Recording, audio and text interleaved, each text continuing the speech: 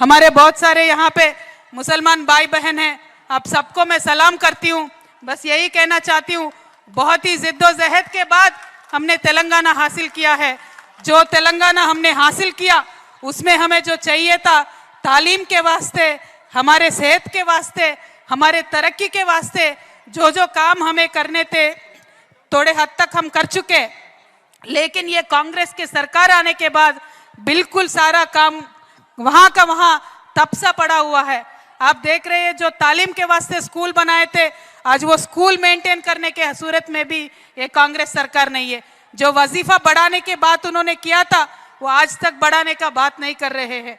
तो हम ये सारे चीजों पे भी हमें जद्दोजहद करना चाहिए, क्योंकि ये सरकार को सिर्फ और सिर्फ जद्दोजहद के बाद ही बात समझ में आती है। हमने जो काम करना था 2 साल हमने इंतजार किया, लेकिन 2 सालों में कुछ भी काम आगे नहीं बढ़ा।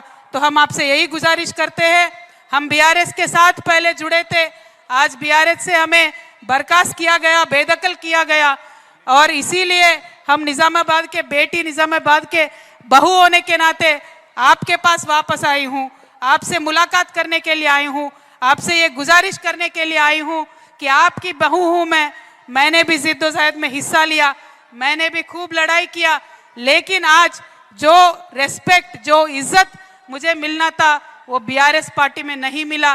तो मैं आज हमारी अपने अलग रास्ते पे चल रही हूँ, और वो रास्ते पे आप सबका मैं साथ चाहती हूँ।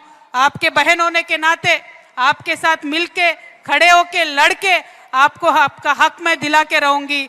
आपका साथ मुझे चाहिए, यही गुजारिश करने के लिए मैं निजामाबाद आई हूँ।